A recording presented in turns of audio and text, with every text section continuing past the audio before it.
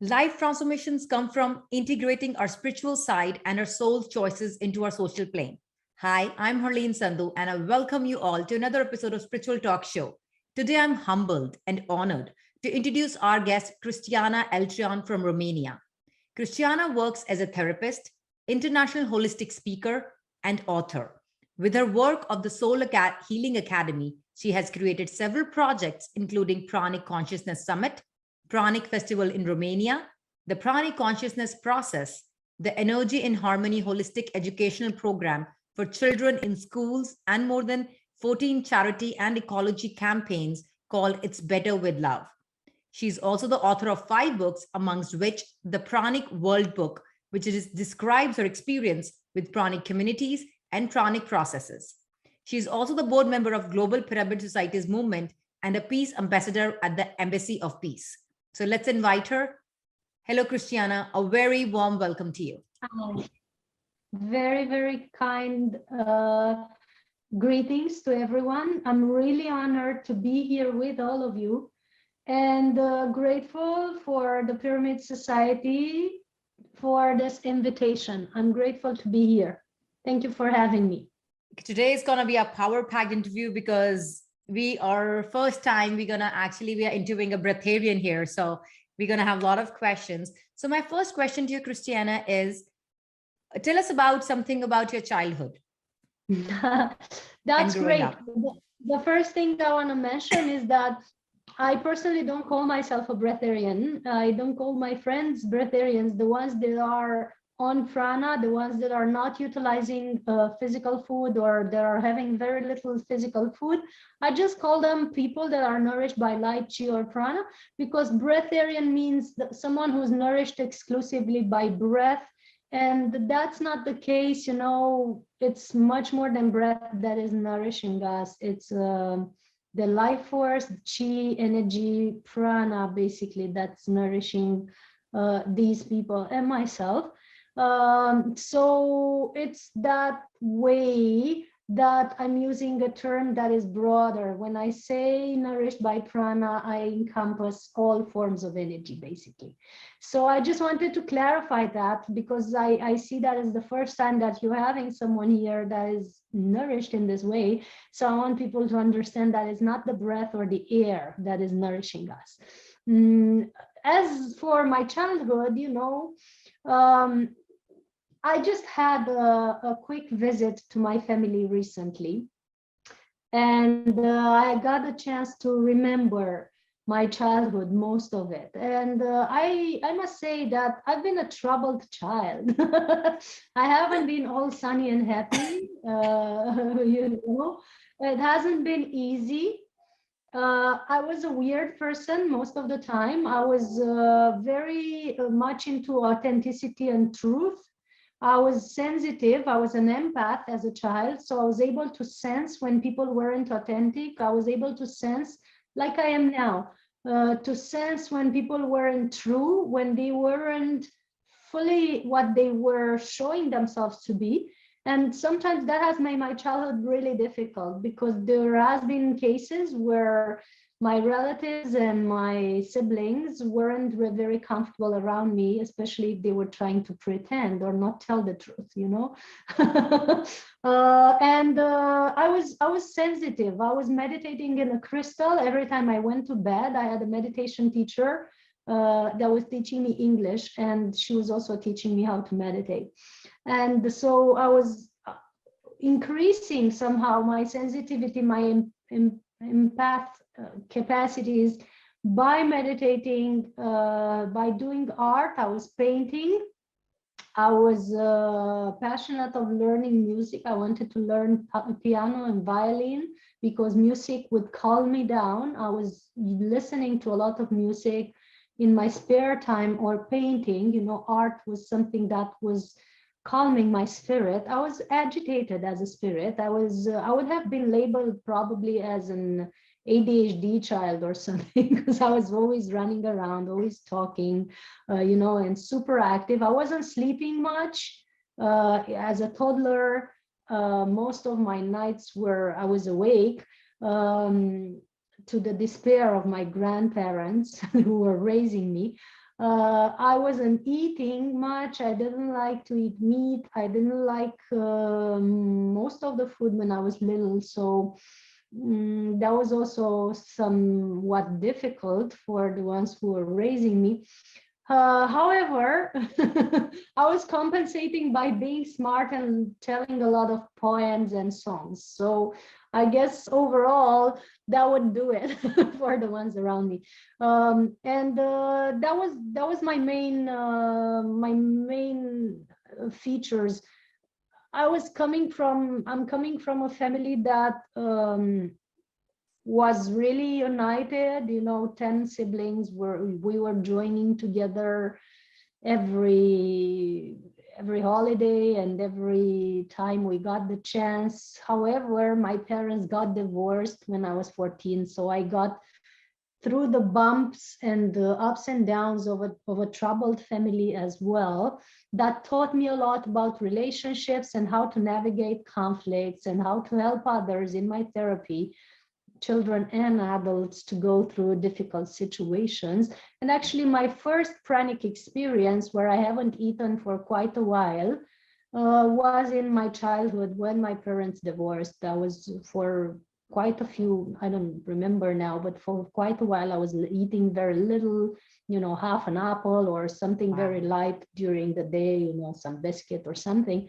That was a way of to transmute the energy in the house, to transmute the conflictual situation that we were going through, and to keep my energy high. I was doing sports, I was doing very good results in study. I was always one of the first in my class.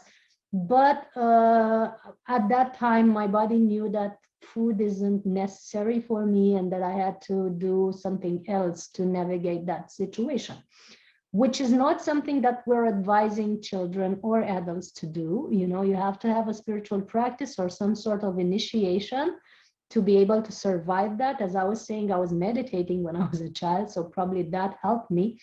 But remember that sometimes your body can get into the state of not needing so much physical food, and sometimes you have to listen to it because it's doing something maybe for yourself, that to upgrade your energy.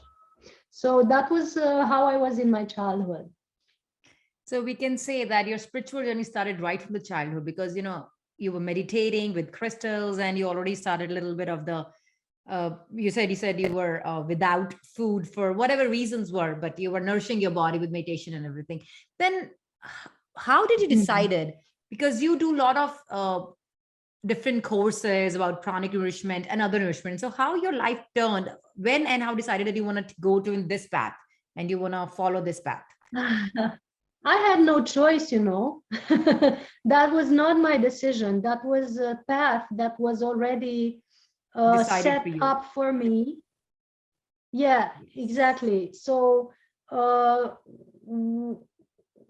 my life is totally guided, totally in the flow of the divine or the universal flow. I don't make decisions of my own. Like, really, none of my decisions is created or supported by me. Actually, whenever I'm trying to make decisions, and this will sound really weird because most of the people are having their lives, they're thinking that they're deciding all of their lives.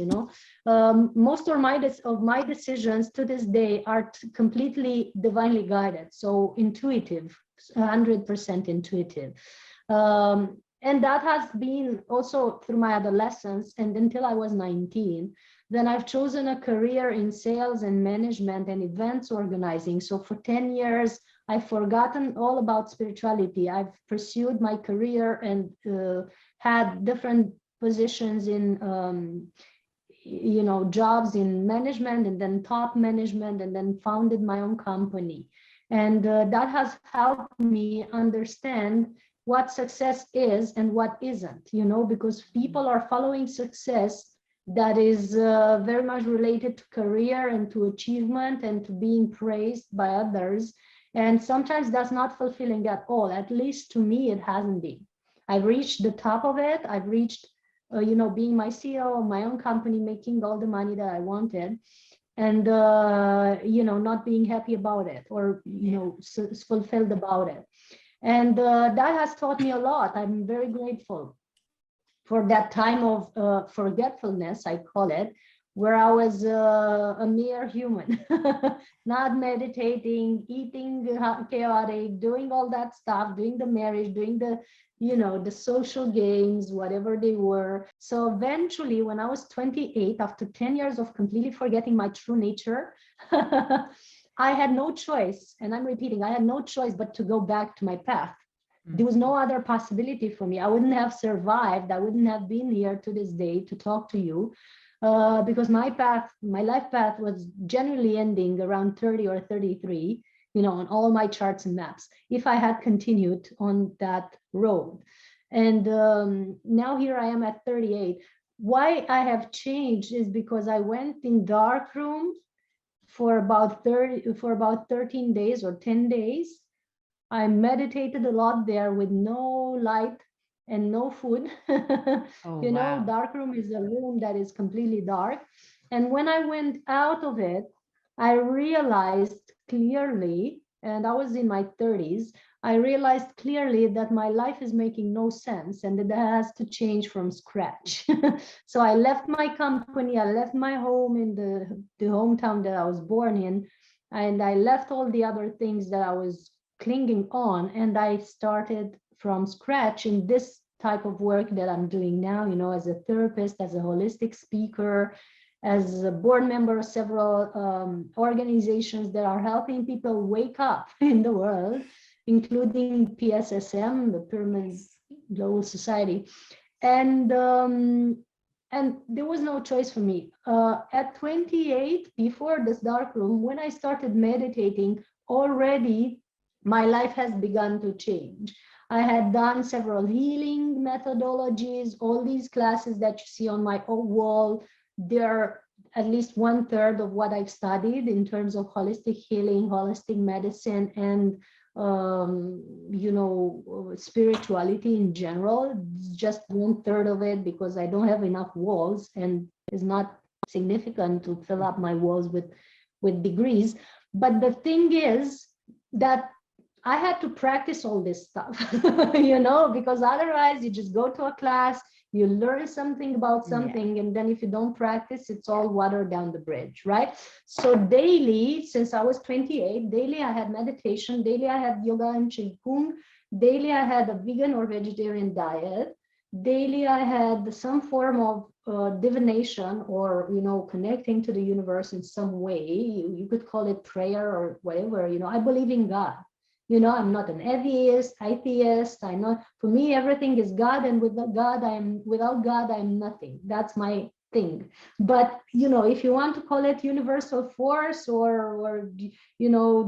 whatever you want to call it, it's the same thing. It's the energy that breathes you and keeps you alive.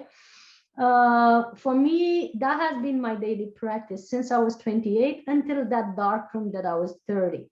And it has upgraded my energy field to the level where I could get into a higher way of functioning, and eventually I could be changing my life completely. I had the courage to jump, basically.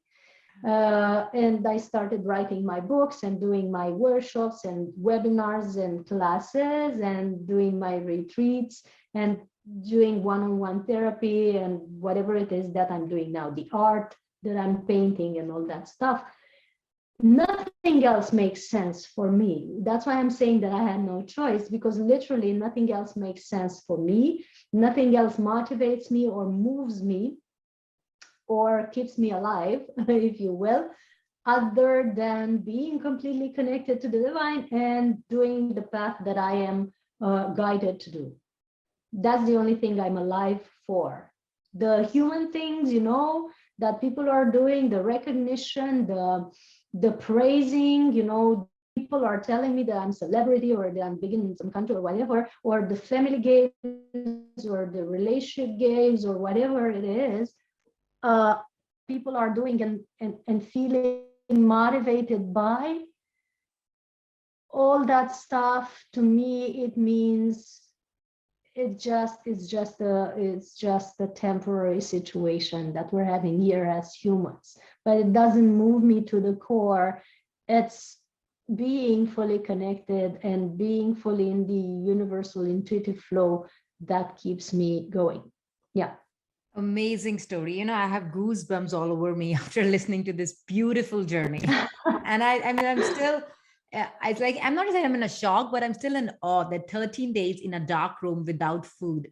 That's amazing.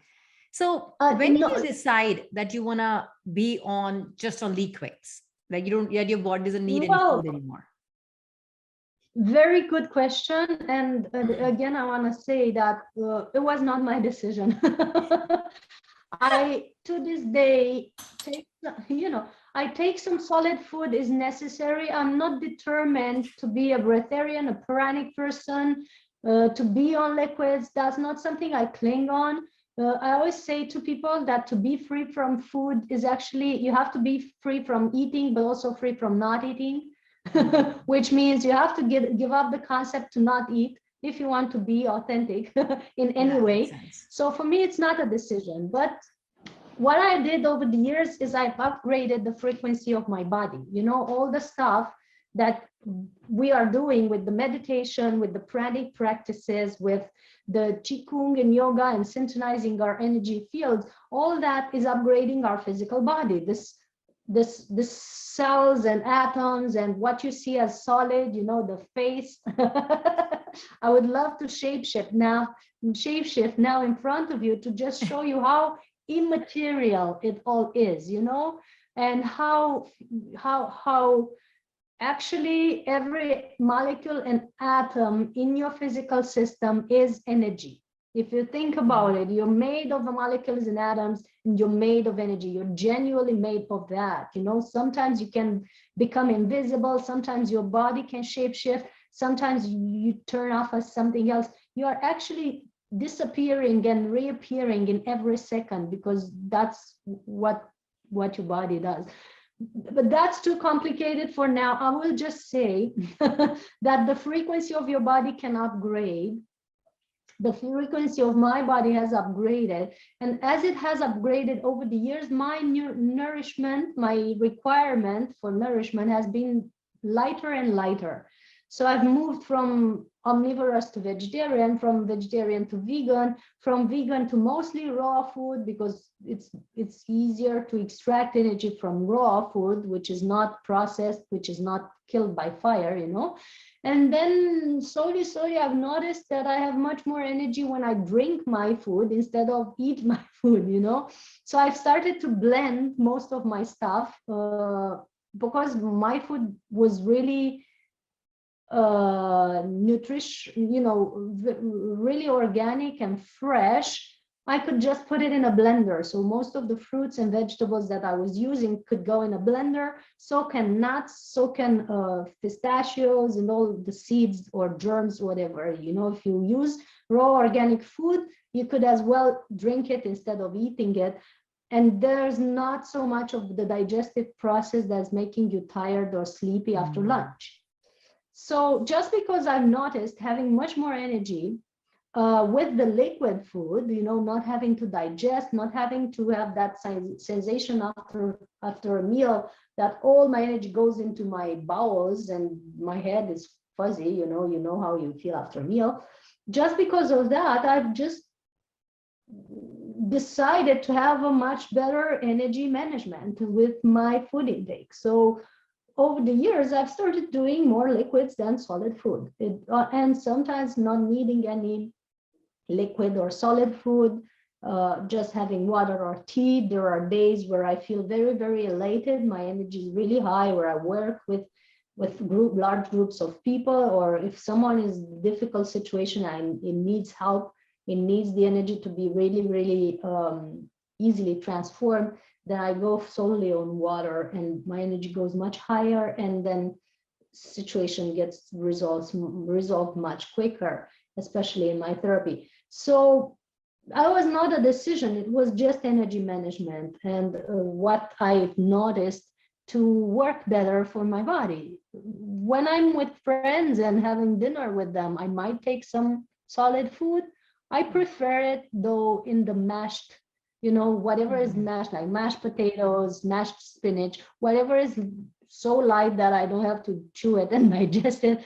That's my perfect food if necessary to have dinner with siblings and other people. Yeah. So in your session, you talk a lot about prana, chi, ki. Can you explain all these terms to all of us? Because a lot of beginners who, for them, it's like alien words. No, well, that's awesome because you have to know what you're made of. When you say prana, you say the same thing as mana, chi, life force, universal force, quantum field, Planck field, as it's named in quantum physics. So it's all that. Therefore, you talk about the universal force that is lighting up the light bulb in your house, but it's also waking you up in the morning, or keeping you something. If you think about it, something is keeping you alive while you sleep. It's not your mind that's processing that. It's not your you're not conscious about it, so you're not regulating your organs in body functions when you're asleep. Yet something, while you are deeply asleep, like completely gone, is keeping all the body functions in order, and it's keeping every organ functioning harmoniously most of the times. And that's not the sympathetic and parasympathetic system, as some doctors would jump and say, even though that has a role in all this stuff, and it's not the brain, as some other neurologists would jump and say as well. It's something bigger than that, it's something bigger than that. And we actually have neurologists, geneticists, and cardiologists studying it, along with some physicists and some other very good specialists that are actually studying how is it that our bodies are nourished by prana. So I'm happy to be backed up by a beautiful team that is now interested in this topic, and they're really, really having great results in discovering new things. So that is the life force, as I was saying, the life force that is keeping you alive during your deepest sleep or during the coma, if you will. That is something that is also nourishing you. So this is prana. This is the energy or the quantum field that's holding us all together, not only holding together the molecules of your own body in the same shape every day. So you're not waking up one day as a person and the next day as a dog or something else. You're always waking up in the same shape.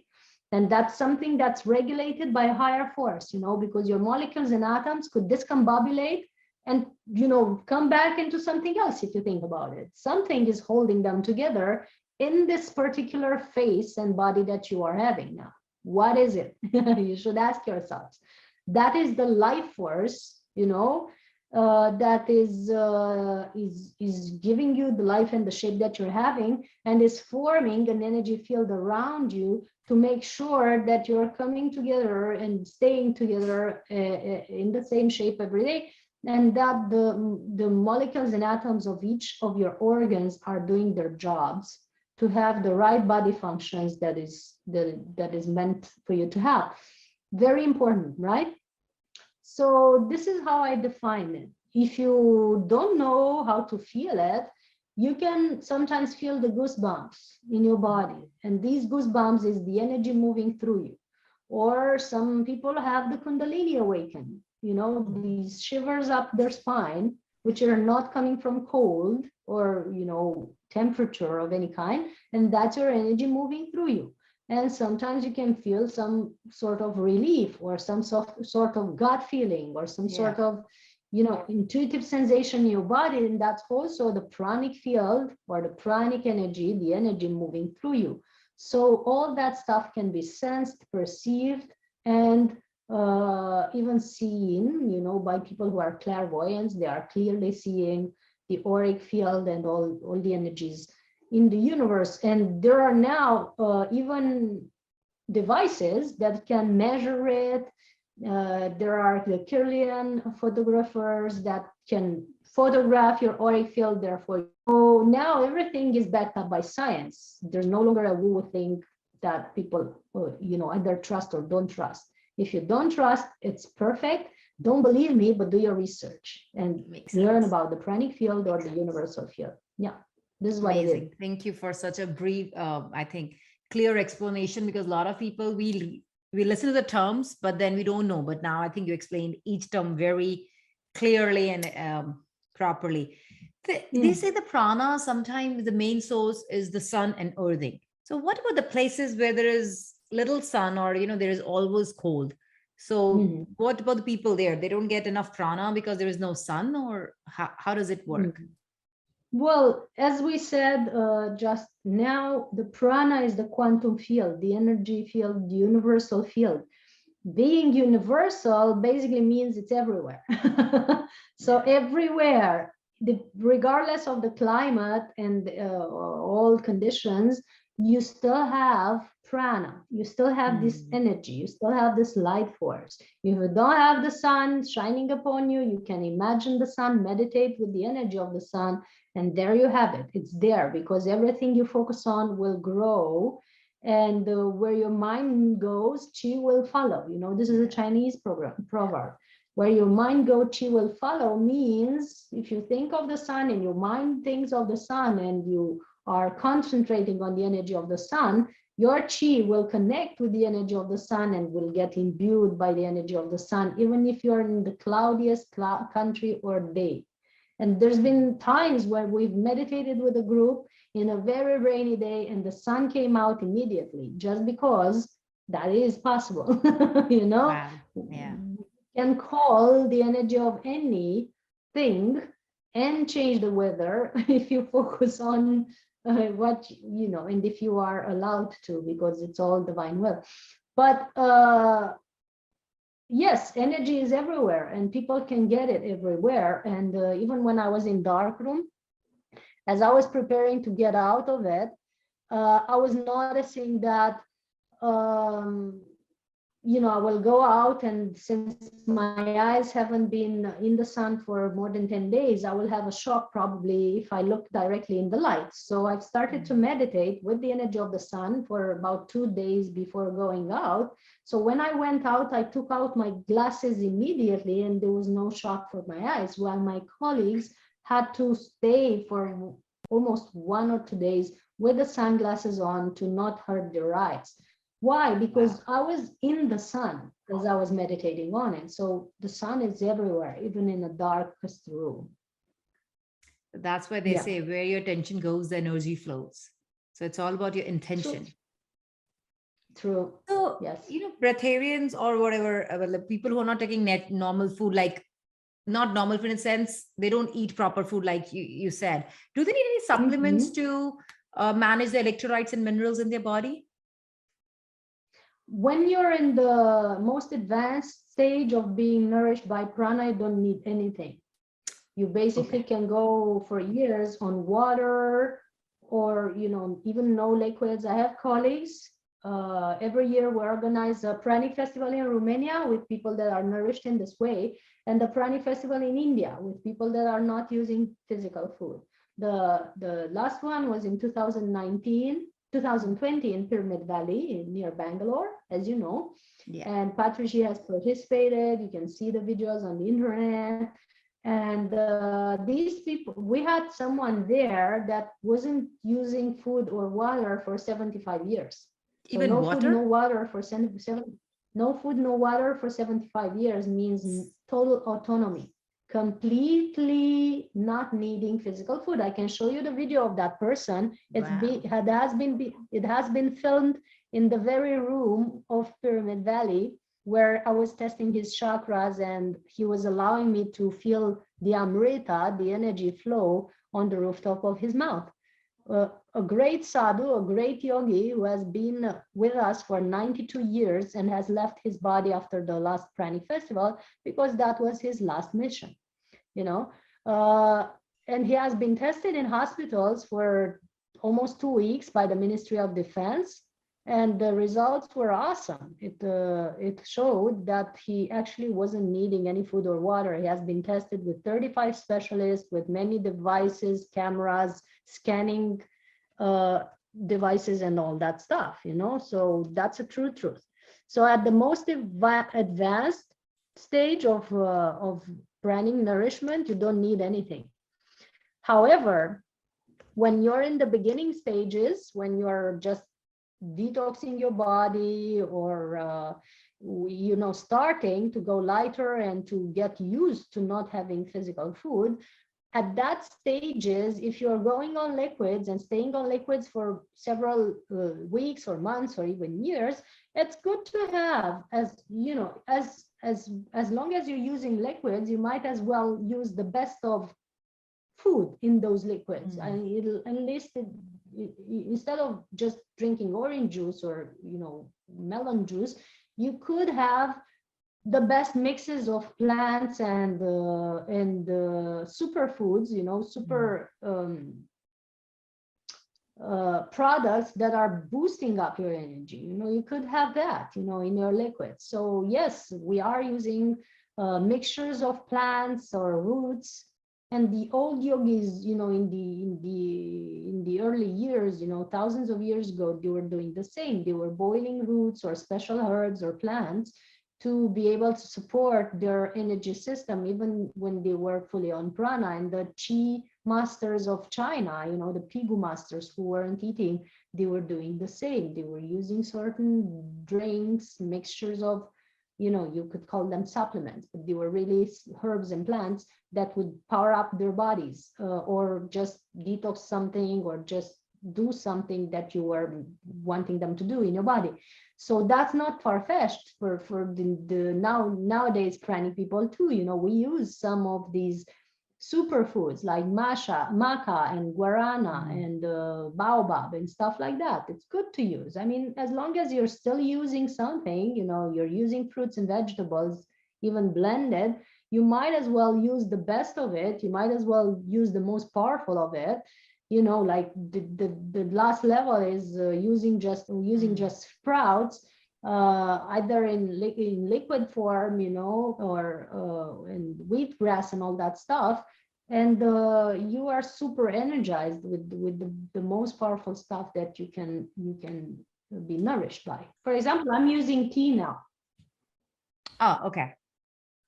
And it's very good because when you talk a lot, especially, you know, when you're on prana and you're completely silent, that's all fine, nice and good. And I actually prefer to be silent for most of my days, and most of my time I don't speak. I use text messages if I need to communicate, and I keep it simple with the phone conversations, not more than one a day, usually. Yes. But when I have speeches, and sometimes there are speeches all day or for several days, several weeks, you need to, you know, your throat gets dry, like naturally, your tongue gets dry, so you need to hydrate. So I've seen all these people following us on the internet, and if they see a bottle of water next to you, they say, oh, you're not a true vegetarian, you're using water, you're using tea. I mean, try speaking for 3 days, not using liquids, and tell me how it is, you know, and tell me how you can be a vegetarian. It's so funny, these concepts that people can get into, or labels, or, you know, that's why I'm not using the breatharian label. I want to be completely free from it. And if I want to have, you know, like a glass of tea or watermelon juice, or even a meal with a friend, I want to be free from that label. Actually, I don't like it. That makes sense. I don't like anything that bounds me to a certain concepts, actually. And the true pranic state is complete freedom. I also say that it's important. That does make sense. Okay, so if anybody wants to, like, I know to a proper breatharian, it's going to take a lot of time, but if somebody has to get into like reducing their food content or anything, as far as I'm listening to you, I think it's not a good idea to start on your own. You still need another somebody, a mentor or some, you know, guidance to it. So what is the safest method if you want to move into this path? So what's the safest method to start? Well, the safest would be to get really in touch with your intuition and your higher self. That's the safest of the safest. As long as you're not in touch with your higher self, you're always going to be fooled by some concept or idea.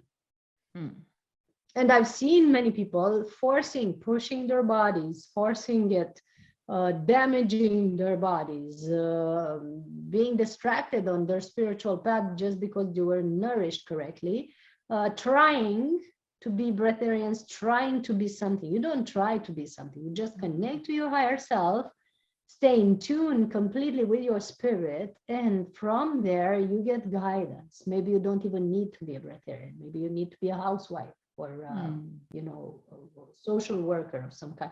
I mean, that's all labels that people who get in the achievement mode are striving for. I don't necessarily recommend that, but if what I do recommend and what I do try to help people attain is a full connection with their spirit, with their divine self. That's what we're actually transmissioning or teaching. You know, we're not teaching people how to give up food. We're teaching people how to give up their mind, which is far more important. That is true.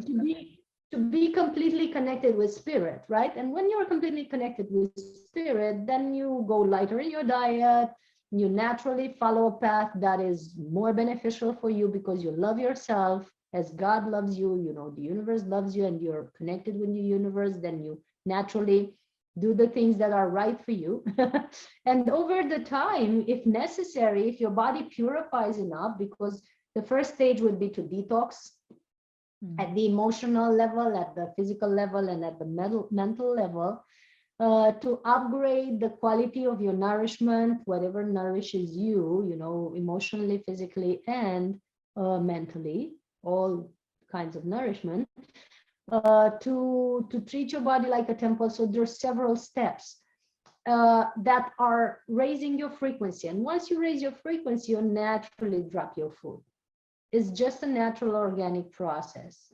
And you know, if your throat is not feeling okay, you can have some liquid and that will solve the problem. But in general, you can always have your own guidance, but it's good to also have a mentor to just tell you the do's and don'ts when you are training to get in touch with source, when you are still on the path of doing that. So a mentor, someone who has been there, someone who has done this path, not necessarily will impose his way, but will just clear the obstacles from your way, whatever your way is, right? That's what I'm aiming with the people I am guiding or helping, you know, not to impose my path because it might not be good for another person, but to clear out the blockages on their path, whatever that is, and to help them find their path and their way of being and their way of doing this, whether it's light, nourishment, or full connection to source. That's what I'm interested in. So we have this 8-day program that is now in video, and we also do it online, that is helping people, you know, with clear guidance, clear methods, and daily meditation to upgrade their frequency and get in touch with their divine self, their higher self, and stay connected. And from there, they can choose what they want to do with their bodies and with their food intake and all that stuff, you know, because their path is becoming fully intuitive, like mine is, and then they can know exactly what to do. You know, you said it's so true that, you know, connect to your inner self for guidance, because sometimes we just start following because he's doing, or, you know, sometimes when you fast because, you know, she's fasting, I'm going to fast, but then you, after a day or two, you don't even complete because you're not ready from inside. So rather than just, you're right, looking for labels, or you want to do this, it's better to connect with yourself, connect to your intuition, and then go about it. Can sports person be a breatharian? Spokesperson? Yes. Can you explain better what you like mean in the sense, by you know, that? all these sports person who do all these sports and everything, so they, for them, if you see, they eat Sport like person. Sport person. Oh, yes. That's a great question. Yes, I didn't understand the word. Well, a sport person is more prone to be a breatharian, actually. You know, a person who is doing sports, because they're having, they're moving their bodies, they're moving their energy, and there has been proven, and in my book, the Pranic book, it has been proven scientifically. You have this information that it has been proven scientifically that when you move your body, you are actually producing ATP. So when you're sitting on the couch, you're already producing a lot of ATP just by sitting there. But when you're moving your body, doing some sports, running or, whatever, you're producing more energy, actually. You're a carnal engine. So my friends who are physicists and geneticists were just studying that, and there's like 60,000 RPM being produced when you're moving your body and running a marathon or something. So when you're doing sports, you're having a lot of adrenaline, you're having a lot of hormones, a lot of things are balanced in your body, and you're actually producing more energy. And I have people, I have a friend who is on Prana for many years. She's been on liquids for more than 6 years now. And he has ran marathons and won triathlons with just orange juice. Yes, running and other things that are forcing your body to be resilient, right? And he's just going on liquids. And I've had another very, very dear friend who has been into sports for many years. He has been 8-time champion in football, and he has never known about breatharianism or prana or anything like this. Yet when he's doing sports, he's telling me that he can't sleep and he's not hungry after that. So he's naturally going into the pranic state without even knowing what it is, without even aiming for it, without even thinking of it. His body is completely nourished by the energy that he's producing while moving. So very important to know that it's actually, eating less is not preventing you from doing sports. It's actually helping you. As long as you're using something that's really nutritious, like the supplements that the combinations of plants or fruits that we were talking about, and you're not soliciting your digestive system, you can actually produce energy while doing sports. And there was several studies of people who during sports, there were two groups of people. One of them were nourished normally or even on excessive protein and whatever they think they need in sports. And the other ones were on a very light diet. And the groups were compared in terms of sports performance, right? And it was discovered that the ones who were in a very light diet, they were really, really doing better. There's a priest in Sri Lanka who's having 800 churches in his diocese. So thousands of people are, in his guidance. And every year he's putting, helping at least 600 to 800 people to fast. And while they're fasting, they're running marathons and they're having great results. So having to eat a lot when doing sports is actually a myth and is not helping your body. It's actually forcing your body, and it's becoming over acidic. So lots of acidity is being created by your liver and other organs, and it's forcing your adrenals. And many sports people who are doing sports, they're really having problems in their later years because of having forced their bodies in that way. And if you want some good studies on this, just watch the movie of Arnold Schwarzenegger. It's called Powered by Truth, where he's presenting multiple champions of bodybuilding and other sports who have gone vegan or have gone on liquids and have won competition just without not much food. Yeah. That's actually, you cleared a major disbelief, because a lot of people, like general, we think that because we are running or we are doing some activity or sports activity, we should eat double or triple, because your body needs, because your body is not getting enough nourishment. Your body is burning so many calories. So today, actually, you cleared a myth. The whole human body has to be re-studied and re-researched, and we have to really change the ways that we understand the human body in order to be able to use it properly. We don't, even in the highest ranks of medicine of today, we don't really know the human body, and the global situation that we're having for 2 years now is proving it. Because if you had known the human body and the way it functions, we wouldn't have a 2 years pandemic. We would have like a month pandemic, and it would be over by now. But the global situation of today is showing us clearly that even the highest specialists in the medical industry don't know a thing about human body. And that's not to blame or shame anyone. It's just to raise a wake-up call that we should know our devices better, because this is a device that's moving you through the world. And the way you know your car or your computer, you should learn everything about your bodies to be able to literally use it properly. Yeah, that and is not so damage true. now. That is so true. True. Okay, is there any specific age that, okay, you can't, that you to be a breatharian, or kids can be breatharian too? There are kids who are actually, I think most kids are born that way. I mean, how many of your kids, the people in your audience, how many of your kids, if you think about it, are really not wanting to eat much? Yeah. And you are Mine is one forcing of them it. to eat the things. Yeah, well, that's why I'm speaking. We force them to eat. We force them, you should eat, you Yes. should eat. And I always ask them, you don't even eat. Where do you get all the energy from?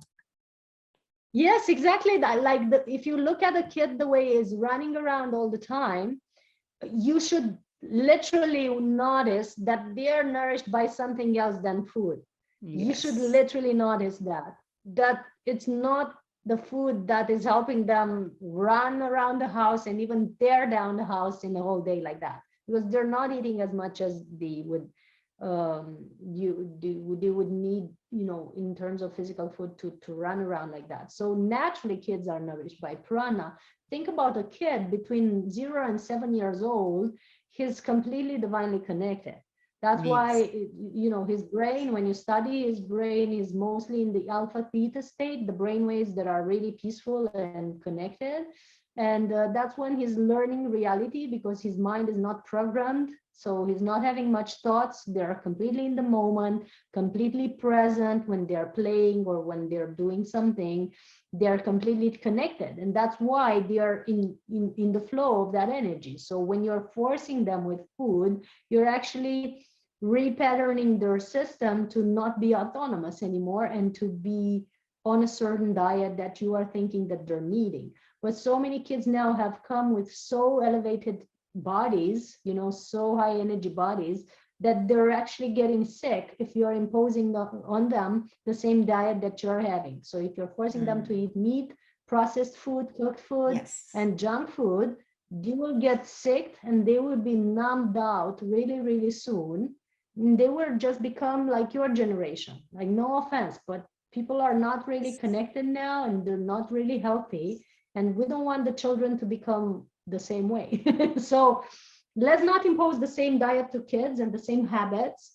Let's not give them tablets and computers at a very young age so that they're numbed out like we are. And let's start to help them to stay connected the way they are born. And yes, they are naturally breatharians.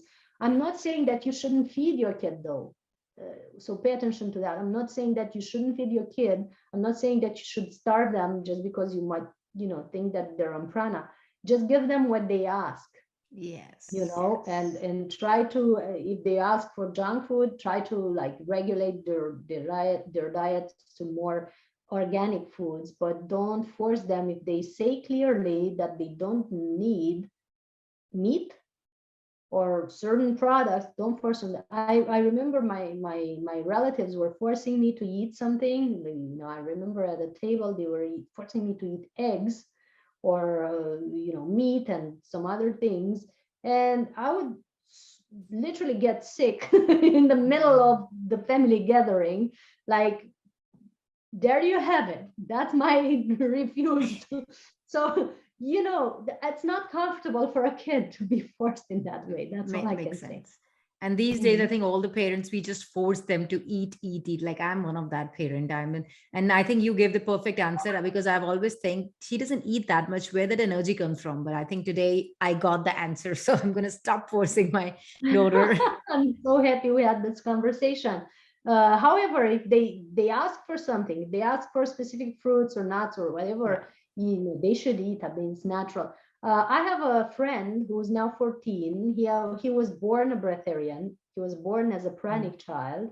We've had it in all our festivals. He was online at the Prana festival in India, and we had conferences with them. He was born that way. His parents were going crazy about his kid not eating at all. He wasn't eating. After he took breast milk for about 2 years, he tried some baby food, and then he told his parents, "Mom and Dad, please understand that I don't need physical food." Oh, wow. So, and he was insisting on that, and he kept telling us that, and to the parents, and the parents were desperate. They took him to the doctor. They took him to the, wherever they could test them, and eventually the kid was perfectly healthy, perfectly intelligent, even more brilliant than the other kids. He was doing sports. He was having great results, good health. But all he was eating from time to time was M&Ms or chips to share with kids. He wasn't eating any of other food. He was sometimes drinking some protein shake or, drinking stuff like that, nutritious drinks, but not at all liking to eat physical food. And he completely refused. So some kids are born that way. And it was only when he was 9 that the parents discovered that we were with the Embassy of Peace. We were in Mexico at that time and having a pranic training there. And they came to visit us in the training and meet other people who are nourished in this way. And eventually they figured out that, their desperation has ceased when they understood that their kid was actually nourished in a different way. They have met 50 other people who are nourished in that way. There was a life-changing thing for them. So if you had kids that are in that stage, maybe test them as much as you like, maybe, try to monitor their health and all that stuff to make sure that they're not getting ill, but don't force them with food. Yeah. So what is the role of meditation? Okay. So what is the role of meditation in a breatharian life? The role of meditation is basically the role that it is in any person's life.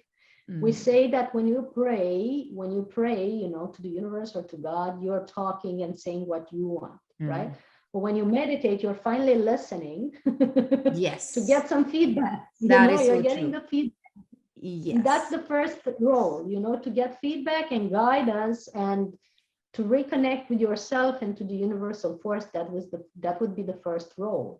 The other role is that it stills up your mind. So your brain waves, your brain capacity is going from very busy to less agitated. So from beta brain waves to alpha, and then to very calm mind, which is the theta state. And when you're in the theta state, you can have connection, telepathy, instant healing, remote healing. You can do remote healing to other people. You can transmission energy at a distance to the people who need it. You can influence a large group of thousands of people when your mind is still and your energy is shining. So that would be the role of meditation. When the more you still your mind, the more you can help yourself and others, and then the body functions are regulated, the hormonal and endocrine system are balanced, and the health can be back in balance, and everything is restored back to health. And you can actually regenerate your whole tissues and get back to youth even. And you can looking younger than 10 years ago, just because 10 years ago I was sicker and less connected. Yes. That's also one result. Can you talk about parallel universe? You talk a lot about that. So can you tell a little bit to us about parallel universe? Yeah, well, that's a very controversial subject. Parallel universes, what people call other dimensions or other planes of existence. We can now reimagine or realize that we are in a somewhat simulated reality. The more we look around us, the more we see how much of the simulation is influencing us, because if you look at the global situation of now, somebody has an idea of how your health should be and how your traveling should be and how your life should be. And most people are abiding to that, and they're living in a universe created by a few people. And I'm not talking about the conspiracy theory now. I'm talking about the ones who are having the most powerful thought force, those are the ones who are creating your universe. Yes. So that would be the first thing that I would say. And the next thing I would say is that we have to learn to still our minds and take back our power, so that our universe is actually created by us. But however, in parallel with that, and even in this universe, even in this reality, there are parallel versions of possibilities, or parallel versions of reality. So there would be one reality in which, you know, the whole humanity goes down to this destruction, like it seems that it's doing today. And there's another higher reality actually that's also available, and it's playing out, and it's waiting for manifestation, where the humanity is thriving, and we're having more health, more consciousness, more connected people, more people that are meditating and having a lighter diet, more of the good stuff. And it's actually happening. If you look at the percentage of people that have started meditating or doing health stuff during the pandemic, that's a reality that's playing out. You know, people have oriented themselves back to health and back to connection. So if you look at that other parallel reality, and if you reinforce it with your thought and your belief and your action, it becomes the global reality in this universe here now, right? And it's not far-fetched to say that it's still on the verge of being created, and it's our responsibility to keep our focus on that reality, because where the mind goes, chi will follow. So chi will nourish that reality, right? So in this universe, there's already parallel possibilities. And in parallel with this, there are other worlds, other civilizations, other ways of functioning, right? That we could call other universes, right? So people that are meditating, people that are doing astral traveling, people that are, you know, having out-of-body experiences or in-body expanded connection experiences, they are in touch with various other worlds that are also available. And you, as you sit and look at me, you are now in your consciousness, in your human body, playing as a human, either woman or man, you know, having a family or one not. But on the other hand, you could be an ascended master in a higher dimension, and you could be an angel in a higher dimension, and you could be a light being on another planet and several other planets. As we speak, I'm here now, and I'm also in Orion and Sirius and many other places. And that's you're also a non-denominational being, you know, completely connected, immersed into source, and that's still you. So you, as yourself, you are living in parallel worlds, in parallel realities, in parallel ways of being and shapes and forms as we speak. And that's your multidimensional nature. So multidimensional don't beings. trust everything. Yes. So we all are multidimensional beings. Everyone, yeah. Even the dog or the cat. Can you tell us more about your Soul Healing Academy and what courses you offer?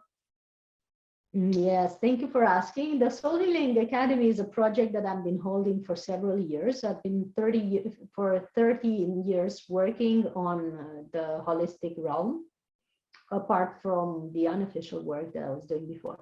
But now, you know, that we founded this academy, we are joining several classes and courses and retreats that are helping people have a broader version, you know, a broader vision on how life can be, and reconnect to themselves and have a better life, and learn the steps of a sustainable lifestyle that will lead them back to health, wealth, and autonomy. That's what we're doing. And we're teaching people, of course, how to have a better diet, how to have better relationships, how to have more wealth, because that comes from frequency. You know, the more you raise your frequency, the more you get in touch with universal source. And universal source is, guess what? Multiple abundant. Yes. Ever abundant. There's no scarcity in divinity. When you're into scarcity, you're not connected. You have to get back to being connected.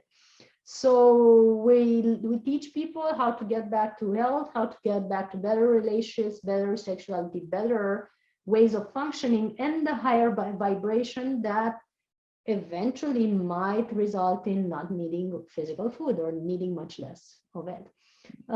They are on our page, soulhealingacademy.com/events. soulhealingacademy.com/events is where you find most of our classes and seminars and online events and live retreats. We're actually having a live retreat tomorrow. It's the Sphinx Activation Retreat. One of my jobs is to work with energy vortexes and sacred sites. So I take people to these sacred sites, these temples, these amazing places that are highly energizing. And we learn how to connect with them. We learn how to be enhanced by them. We learn how to clear them if necessary. And we learn how to work with the light beings that are the gatekeepers of those places and how to connect with other light beings with higher dimensional vibration. And we go on a lighter diet and we meditate and play and sing at ceremony. So that's what we mostly do in our retreats. And one is starting from tomorrow till Sunday, we are doing that. Amazing. So see that at the soulhealingacademy.com/events. You can also have that option. So people can go in there and connect with you and whatever they want to do, any courses or whatever they'll have all the details on that page. Yes, and if you want to connect, then there's my Instagram, which is Eltrayan, like my name. There's my Facebook, which is Cristiana Eltrayan. There's hundreds of videos on my YouTube, Cristiana Eltrayan, and there's the website, of course, that is soulhealingacademy.com, where you find articles and events. And there's the books. I've written 5 books. The last one is the Pranic World book that you most of you already know, where you find all the information on how to be on a pranic journey, how to do your detox, what other people have done. I've written about all my friends and collaborators. I've written about mind detox, emotional detox, physical detox, the scientific part of pranic nourishment, the hormones, the ATP production, the mind stages, the meditation, the role of the shifting of the brain waves, what the pineal gland is doing, what is doing the melatonin and the hunger hormones, how you can regulate them. All this stuff is here. So you find it on Amazon in either Kindle or on paper version. And I highly recommend, my books, not because I've written them, but because they were universally guided. So even I read them from time to time, they have good information. It's all on Amazon. If you type my name, you find them there. Yeah. So before we end this session, one key takeaway you want to give to our viewers today? Get back in touch with yourself. Don't let yourself be fooled, mesmerized, or deceived even by the reality you're living. That's not the only possibility you're in. You can have better results in your life, better energy. And as you get back in touch with yourself, you're actually having all the guidance that you need and all the abundance that you need and all the clarity that you need. And if you need help with that, that's what I'm doing on this planet now. So we can have one-on-one sessions, we can have coaching programs. I do 7 sessions with certain people, helping them step by step with the online one-on-one counseling and therapy and mentoring. So we can always work together on that. Thank you so much, Cristiana, for such a power-packed session. We learned so much, so scientific knowledge about how to nourish ourselves with prana and how to connect with ourselves. Hopefully, our viewers will connect with you soon. And thank you so much for coming to our show today. It was great meeting you, great seeing you, great talking to you, and thank you for your very wise and interesting questions. And blessings to PSSM for always contacting me to do these sessions with you. I'm always happy to participate, and let me know when your event is and how I can help with spreading the news about it. And I'm really, really grateful, and blessings to Patrici and all the family. Thank you. Yeah. Thank you all for joining me today. We have great pyramid masters participating in our upcoming episodes. So stay tuned. Until then, be conscious, keep meditating, and stay miraculous. And don't forget to subscribe PMC Global. And for PSSM courses, visit www.pssga.org. Thank you.